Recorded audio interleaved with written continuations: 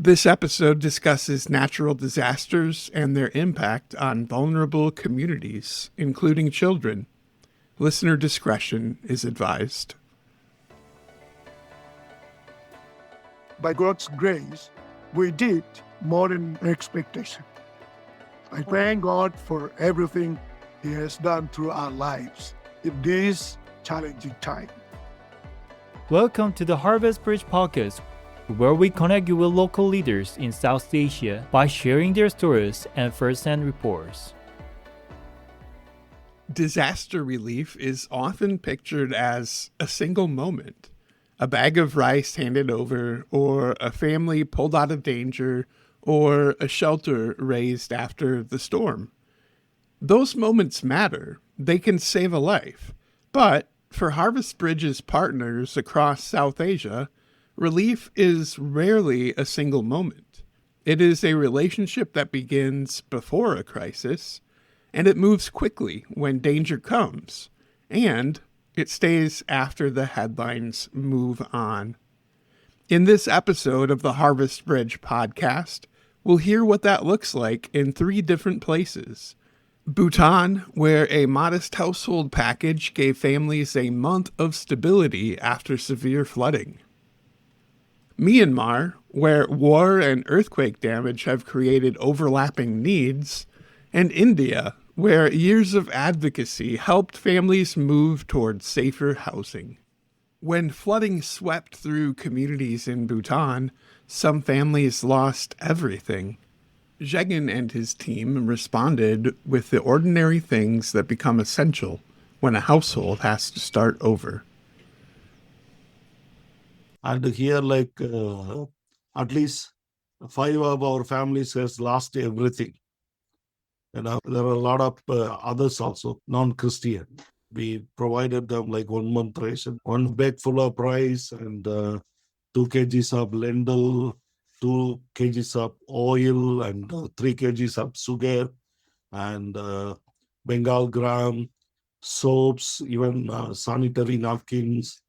Somewhere closer to $45 to $50, which will cover for a 4-member family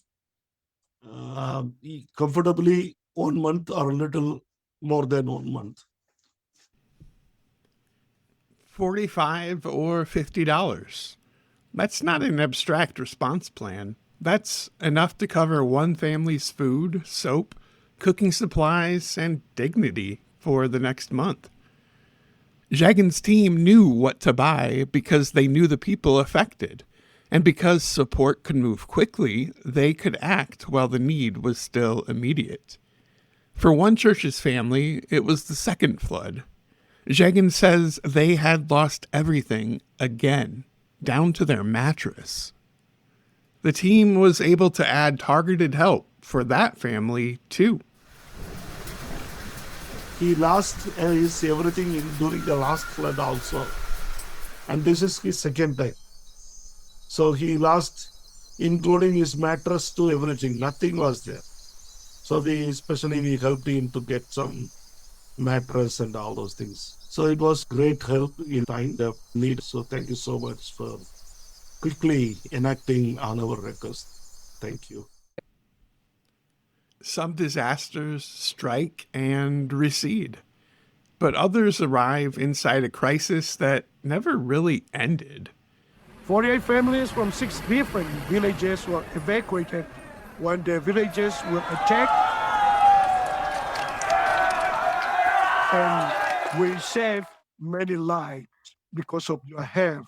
I praise God for that. In Myanmar, families are living through armed conflict, forced displacement, and the aftermath of a severe earthquake. As if one of those wasn't stressful enough. These disasters tend to be systematic. They don't just happen as isolated incidences. One crisis leads to another, which then leads to another.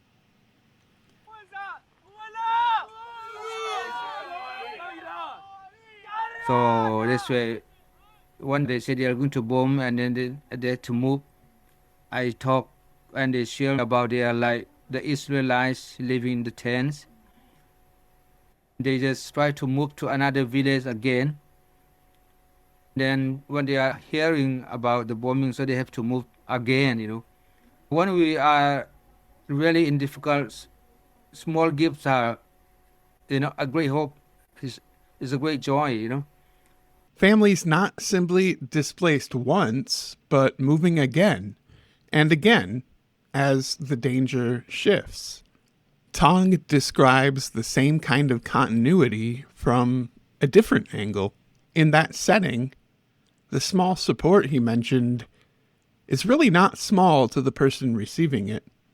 It can mean food, mobility, and enough hope to keep going. Months later, the same network in Myanmar faced yet another kind of emergency. This time, not an earthquake, but their villages under direct attack. 5 missionaries and their congregations, dozens of families in all, fled through the night as fighting closed in on the road they needed to reach safety. Pan helped arrange trucks to carry them to a safe location within the country, a far distance away. This trip was funded in part by Harvest Bridge and in part by a partner organization. And Pan stayed in contact with Harvest Bridge as each vehicle made the long trek before the roads were shut down. There has been great change and beneficial in our ministry through the supports that we received throughout the year. And we were also evacuating 48 families from 6 different villages when their villages were attacked. With your support, we were able to have refugees in different parts of our country.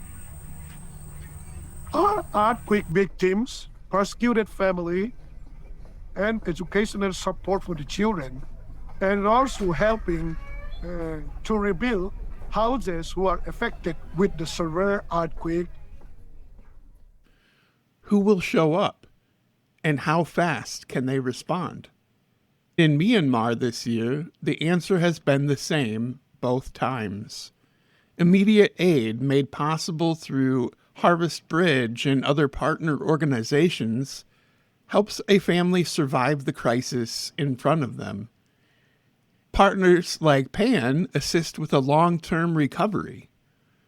What would make the family safer when the next flood or the next earthquake comes?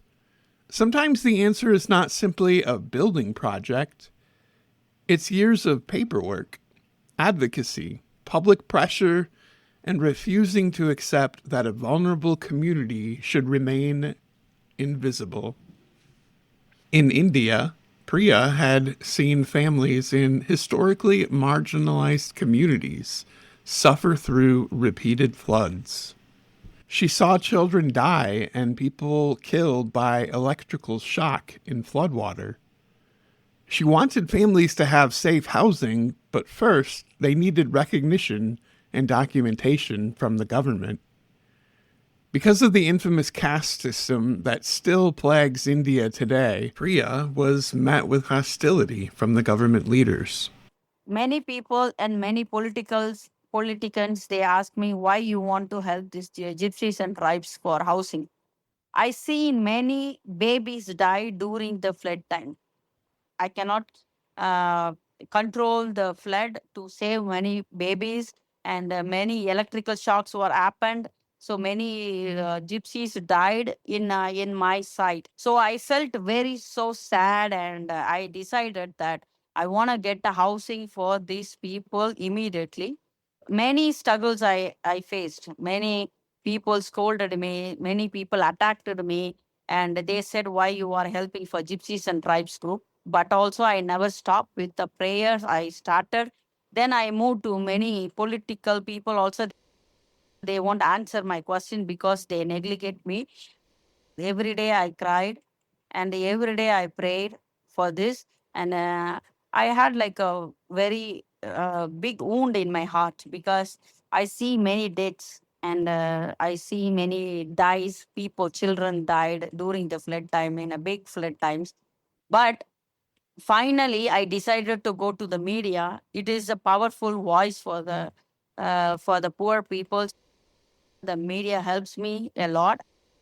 Then finally, the government people come and ask me, what is the purpose of you are giving so much complaint on the medias and all? Then I said, please provide the houses for the gypsies.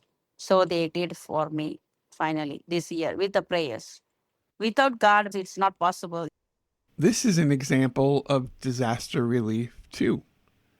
Not only responding to the next flood, but challenging the conditions that make the same families bear the worst of every flood. Priya's story reminds us that rebuilding can require persistence, long before any sort of construction or other relief effort can begin. Across these stories, the scale changes. A household package in Bhutan, evacuation and recovery across villages in Myanmar, and years of advocacy for safer housing in India.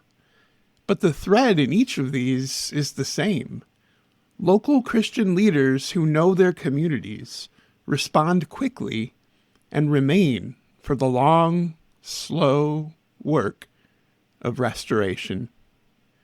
Your gift to Harvest Bridge's disaster relief and recovery work helps trusted partners respond to urgent needs and keep walking with families afterward. It can help provide food and hygiene supplies, safe evacuation, temporary shelter, rebuilding, and the practical steps that help communities become more resilient.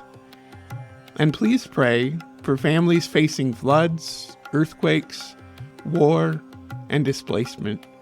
Pray for their safety, provision, and hope, and for the local leaders serving them with courage and wisdom.